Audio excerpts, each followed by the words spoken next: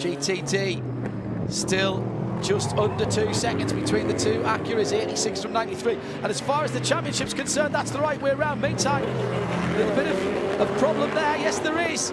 For the 99 gain score car, damage to the right rear. That's Stephen Simpson in that car, and that was 6th position disappearing there. He's got damage to the right rear, and it's taken out the wing steer. Now, is that a problem with the tyre, or did he get a touch going into turn 3? Certainly slowed coming off turn 3, and now he's got damage as he heads into turn 8, the right-hander, and he's going to have to pit. Oh, what a shame. This is a solid top 6 finish for JDC, going down the pan here late on. The JDC Millersports bright red machine, the Red Dragon as it's called, and he will have to pit.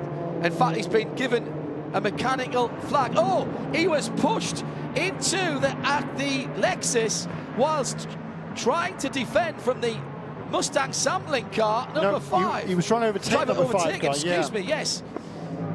So Stephen, with a little bit of a misjudgment there, hadn't cleared. In fact, he hit the 63 car as well, I think.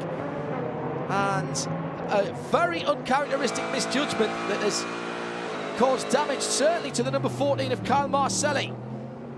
And that will be under review, I'm sure. Indeed is. Shea Adam is looking at the damage at the back of that prototype car. They're just putting a new tail section on the car, even though there is dilated as Stephen